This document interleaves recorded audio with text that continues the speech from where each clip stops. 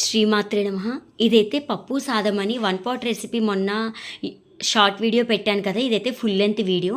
ముందుగా నెయ్యి నూనె వేసుకుని ఆవాలు జీలకర్ర ఇంగువ వెల్లుల్లి పచ్చిమిర్చి కరివేపాకు అయితే వేయించుకోవాలి. నెక్స్ట్ ఉల్లిపాయలు, దీనికి సాంబార్ ఉల్లిపాయలు అయితే చాలా బాగుంటాయండి, చిన్న చిన్నవి. లేదు సాంబార్ ఉల్లిపాయలు లేవనుకున్నప్పుడు కొంచెం పెద్ద ఉల్లిపాయలని ఇలా కట్ చేసి వేసుకోవచ్చు అనమాట. కానీ టేస్ట్ అయితే మాత్రం చాలా బాగుంటుంది. ఇదిగోండి, కొంచెం ఉల్లిపాయలు మగ్గిపోయాక పసుపు కారము సాంబార్ పొడి. మనం ఈ సాంబార్ పొడి ఇంట్లో చేసుకున్నదైనా పర్వాలేదు, లేదా బయట కొనుక్కున్నదైనా పర్వాలేదు. సాంబార్ పొడి అనేది దీనికి టేస్ట్ అనేది అయితే ఇస్తుంది. చాలా ఎమ్మీగా అండ్ సింపుల్గా అయిపోతుందండి. పిల్లలకి బ్రేక్ఫాస్ట్కి మనం వాళ్ళు ఆఫ్టర్నూన్ దాకా ఉండలేరు అనుకుంటే, అంటే ఇప్పటిదాకా సెలవులు కదా, ఈ సెలవుల్లో వాళ్ళు లేట్గా లేచి బ్రేక్ఫాస్ట్ స్కిప్ చేసేస్తూ ఉంటారు కదా ఇంచుమించు.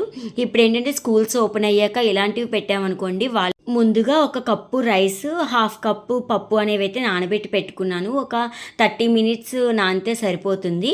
నేను ఇందులో పచ్చి బఠానీ కూడా వేసాను, బాగుంటుంది కదా టేస్ట్ అని.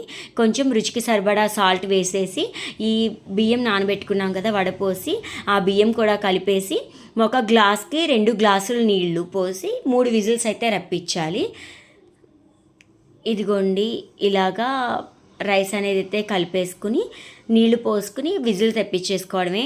సింపుల్గా అయితే రెడీ అయిపోతుందండి. ఇది మా అక్కయ్య గారు చెప్పారు నాకు, తను చేస్తూ ఉంటున్నారని. సరే నేను ట్రై చేద్దామని చేశాను. మా పిల్లలకైతే చాలా బాగా నచ్చింది. ఇంకా ఈరోజు స్కూల్స్కి అయితే వెళ్ళారు. ఫస్ట్ డే ఈ బ్రేక్ఫాస్టే చేసి వెళ్ళారనమాట.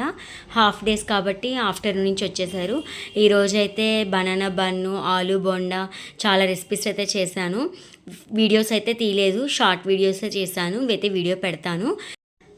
ప్రెషర్ పోయాక తీస్తే రెడీ అయిపోయింది. మీరు కూడా తప్పకుండా ట్రై చేసి ఎలా ఉందనేది కామెంట్ సెక్షన్లో చెప్పడం మర్చిపోకండి.